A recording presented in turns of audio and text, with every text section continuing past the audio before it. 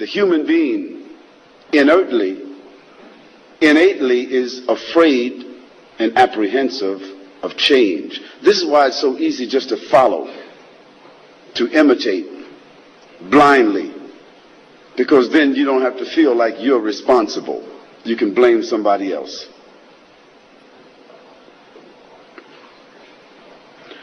Well, think about it tonight.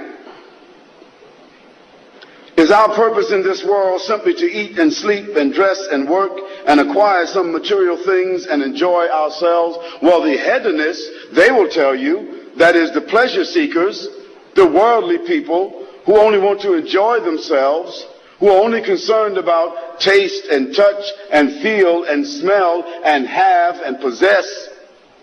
Those people who think they have the world in their hands, or that the world is in a cup of brandy, they will tell you that life is only for enjoyment, so enjoy all that you can.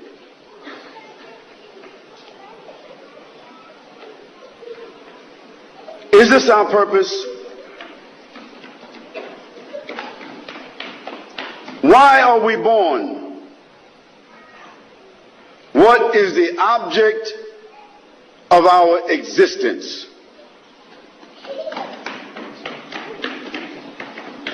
And what is the wisdom behind the creation of man and this tremendous universe?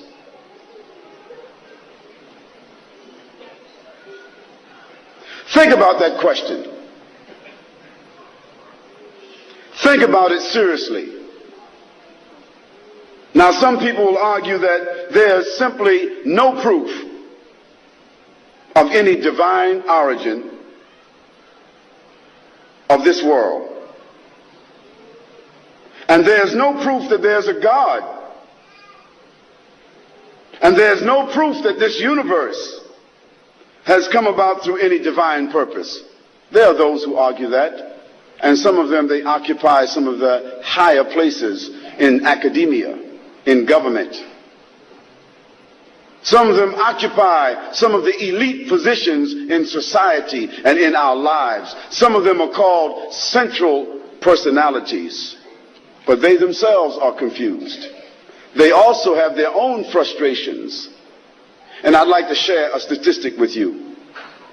The greatest amount of misery, the greatest amount of suicide, the greatest amount of confusion and disparagement exists among that class of people. So evidently, even they don't have the answers.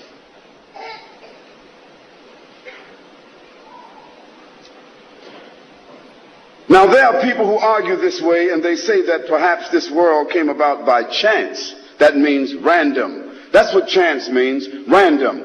Like going to the gambling house. You call it here the gaming rooms. They have a nice name for it here.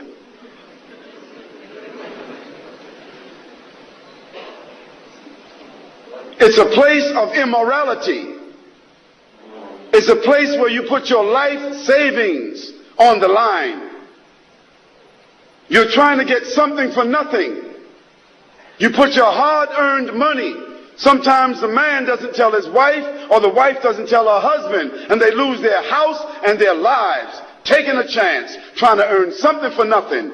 And the government has set it up and supported it with your tax dollars. And you're so foolish that you think that after you gamble for 5 years and you've lost $50,000 or $60,000, that if you win $25,000, you get real happy.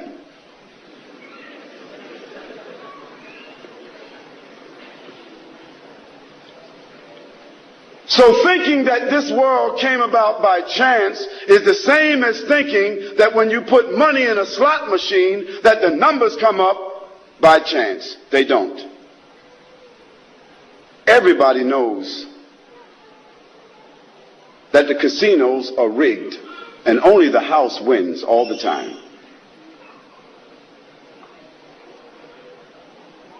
But to think that this world came about in the same way that people gamble, random choice, well, let's put that to a test. This is an example that you can do in your home with your children.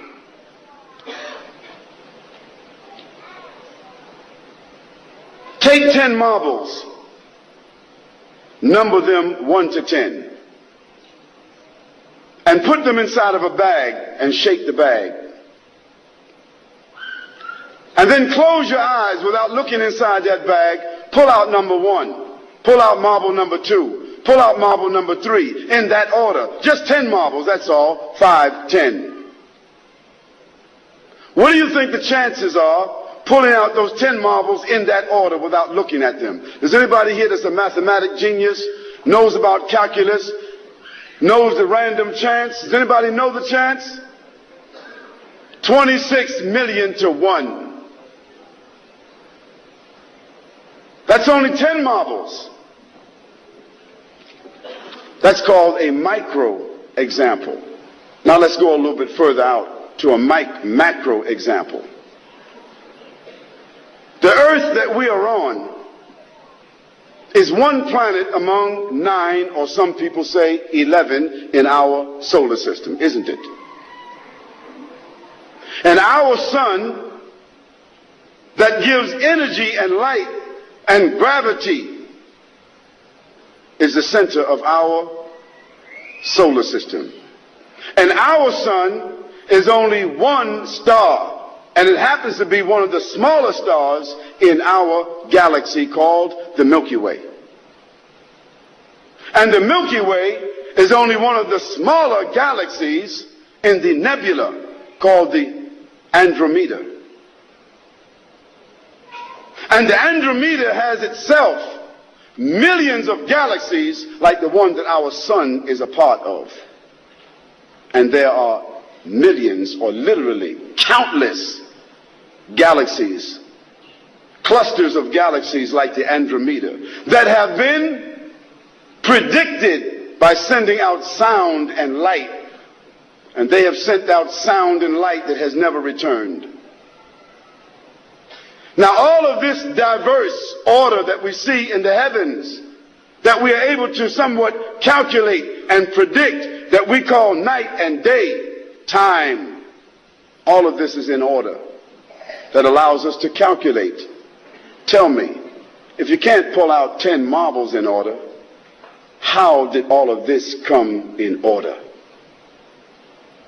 Evidently, man didn't do it, because man is only a drop of water on the earth, significantly nothing. You can't even see him if you get a certain distance. He's forgotten about.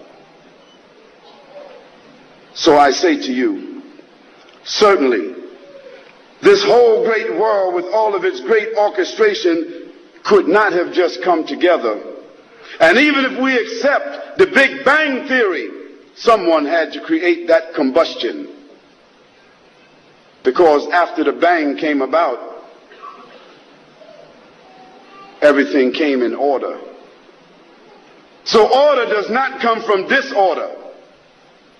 You can't get out of your bed in the morning and don't make your bed and come back and your bed is made unless you got a maid. You can't demolish a house and come back and the house came back together unless you got a reconstruction crew. Order doesn't come from disorder. Order comes from an order.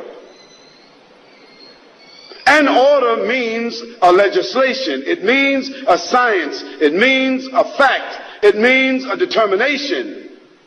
And if man wasn't around when that Big Bang took place, he had nothing to do with that determination or anything after it.